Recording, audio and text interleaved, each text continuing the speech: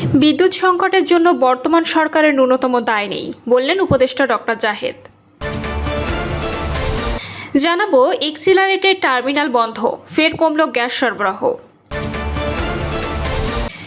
জানাবো মির্জা ফখরুলের শূন্যতা কিভাবে পূরণ করবে বিএনপি। এবং সর্বশেষ জানাবো নাটোরে দুপক্ষের সংঘর্ষ, ভাঙচুর, আহত 7।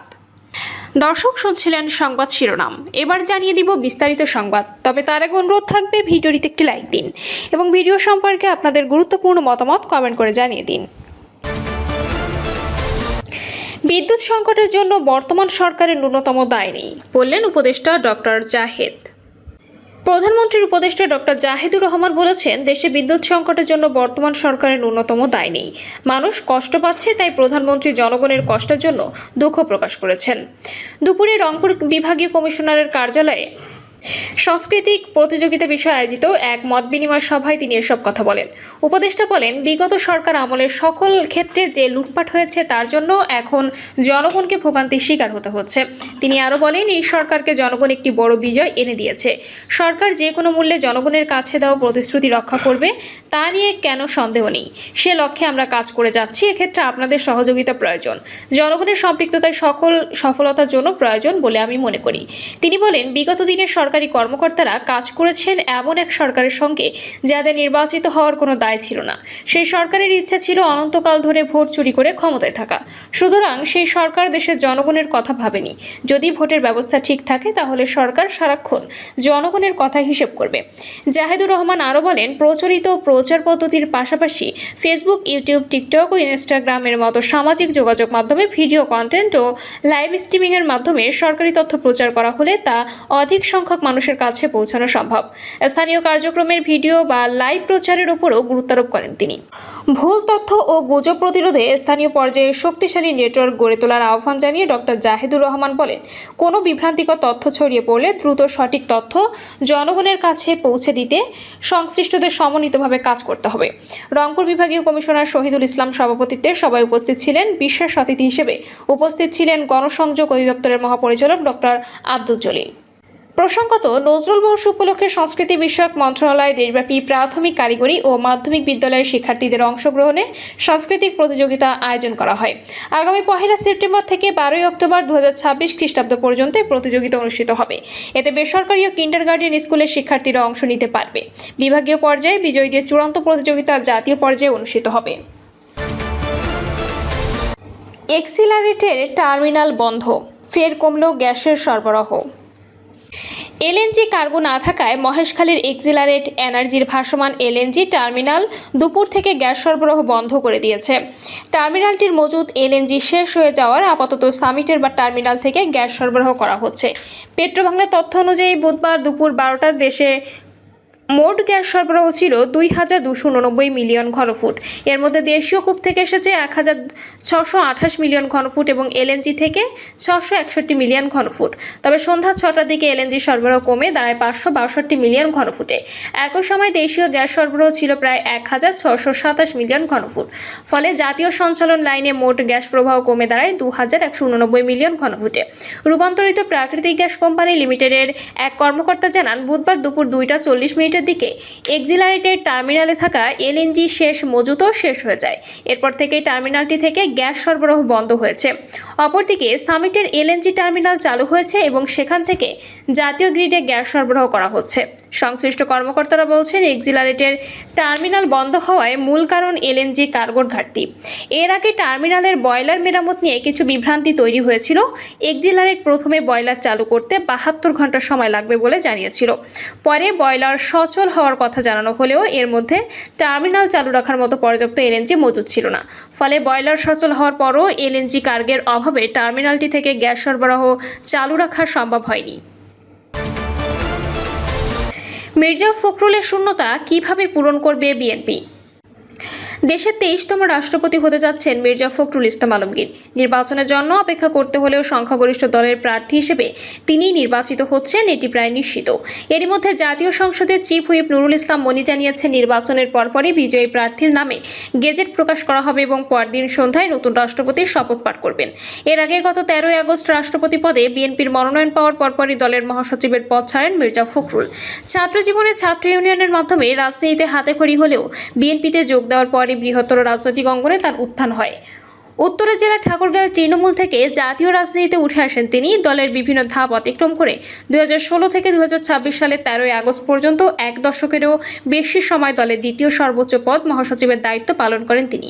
এ সময় অনেক রাজনৈতিক ঘাত প্রতিঘাতের সাক্ষী তিনি। বিশেষ করে গত 1.5 দশকে দলীয় প্রধানের অনুপস্থিতিতে কেন্দ্র থেকে তৃণমূলের নেতাকর্মীদের সঙ্গে তার এক ধরনের সেতুবন্ধন তৈরি হয়। রাজপথে আন্দোলন করে বারবার কারাগারে যেতে হয়। আইন শৃঙ্খলা বাহিনী রক্তচক্ষুকে উপেক্ষা করে হরতাল, অবরোধ ও সভা সমাবেশে অংশগ্রহণ করেন।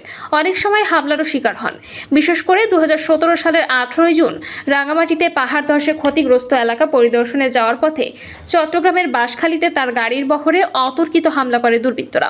এ থেকে মির্জা ফখরুলও রেহাই পাননি। তাকে লাঞ্ছিত করে তার শরীরের পোশাকও ছিঁড়ে ফেলা হয়।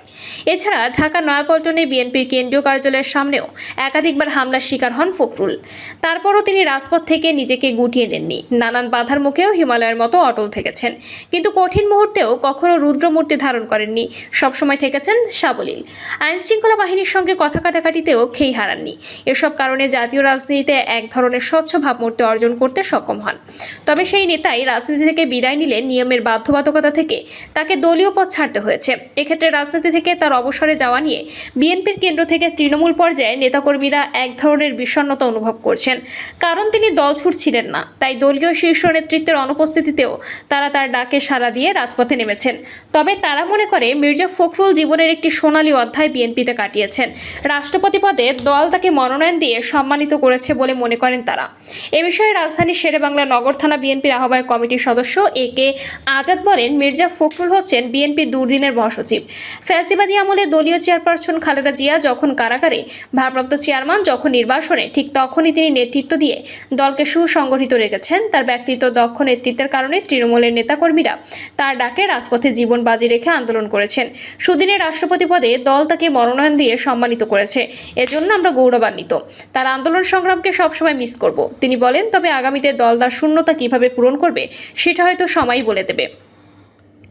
রাষ্ট্রপতি পদে মনোনয়ন পাওয়ায় দীর্ঘ রাজনৈতিক ক্যারিয়ার থেকে বিদায় নিয়েছেন মির্জা ফখরুল। তবে বিএনপির মহাসচিব হিসেবে তার ত্যাগ ছিল অনন্য, এমনটি মনে করেন দলটির শীর্ষ নেতারা। তারা জানান, মির্জা ফখরুল একজন সজ্জন ব্যক্তি হিসেবে দলমত নির্বিশেষে সবার কাছে সমাদৃত। তাই কঠিন সময়েও বিএনপির মতো এত বড় দলকে নেতৃত্ব দিতে পেরেছেন। আর রাজনৈতিক প্রতিপক্ষের প্রতিও তিনি কখনো কঠোর ভাষা ব্যবহার করেননি। কঠিন পরিস্থিতি সহজে মোকাবেলা করতে পেরেছেন।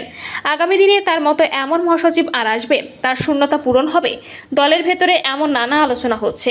বিএনপির শীর্ষ নেতারা মনে করেন কিছুটা হলেও তার শূন্যতা অনুভব হতে পারে। তারপরও তারা আশাবাদী। এ বিষয়ে বিএনপির স্থায়ী কমিটির সদস্য সেলিমা রহমান বলেন, মির্জা ফখরুলের সবচেয়ে বড় গুণ হলো তিনি একজন ভদ্র, সজ্জন ব্যক্তিত্ব। সহজে নেতাকর্মীদের সঙ্গে মিশে যেতে পারতেন। আমাদের দেশনেত্রী যখন কারাগারে এবং বর্তমান প্রধানমন্ত্রী যখন নির্বাসনে ছিলেন, তখন সারা দেশের নেতাকর্মীদের তিনি আগলে রেখেছেন। তারেক রহমানের সঙ্গে যোগাযোগ করে আন্দোলন ও দলীয় কর্মপন্থা ঠিক করতেন।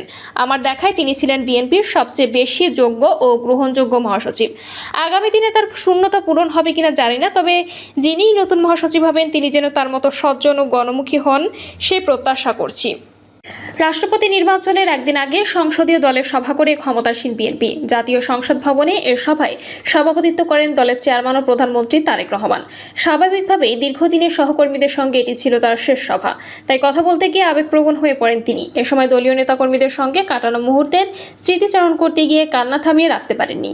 তার সঙ্গে উচ্ছ্বসিত হয়েছেন সহকর্মীরাও। সভায় অংশগ্রহণকারী লক্ষ্মীপুর 1 আসন থেকে দলটি নির্বাচিত সংসদ সদস্য সাদাত হোসেন সেলিম বলেন, মির্জা ফখরুল দীর্ঘদিন ধরে মহাসচিবের দায়িত্ব পালন করেছেন। বহু ঘটনার সাক্ষী তিনি। সংসদ সদস্য, মন্ত্রী ছিলেন। বহু সিনিয়র নেতাদের অতিক্রম করে তিনি মহাসচিব হতে পেরেছিলেন।